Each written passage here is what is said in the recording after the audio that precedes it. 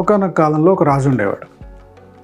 ఆ రాజుకి ఏదన్నా కళ వచ్చిందంటే ఆ కళని పొద్దున్నే డిస్కస్ చేసేవాడు. కొంతమంది శాస్త్రవేత్తలు ఉండేవాడు, ఎక్స్పర్ట్స్. ఈ డ్రీమ్స్ ఎందుకు వస్తాయి, ఈ డ్రీమ్కి కారణం ఏంటి, పలానా డ్రీమ్కి కారణం ఏంటి, మనం ఏం చేయాలి, ఏ పూజ చేయాలి, లేకపోతే ఎలాంటి నిర్ణయాలు తీసుకోవాలి, ఇవన్నీ కూడా ఎక్స్పర్ట్స్ని అడిగి సజెషన్ తీసుకుంటూ ఉంటాడు. అయితే ఒకసారి ఏమైందంటే ఒక కళ వచ్చింది. అతను కళలో తన చుట్టూ ఉన్న పళ్ళన్నీ రాలిపోయాయి. ఒక్క టీత్ మాత్రమే మిగిలింది, అది ముందటి పన్ను, అదొక్కటే మిగిలింది.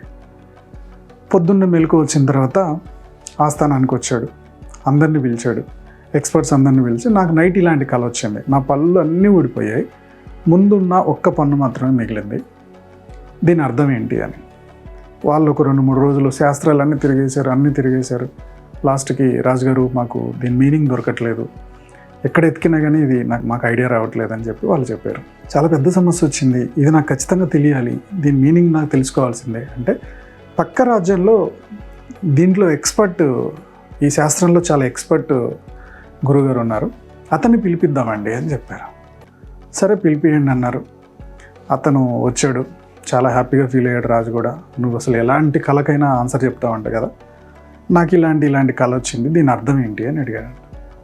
ఇదంతా విన్న తర్వాత, సింపుల్ రాజుగారు, మీ వంశంలో అందరూ చనిపోతారు, మీరు ఒక్కలే బతుకుతారు,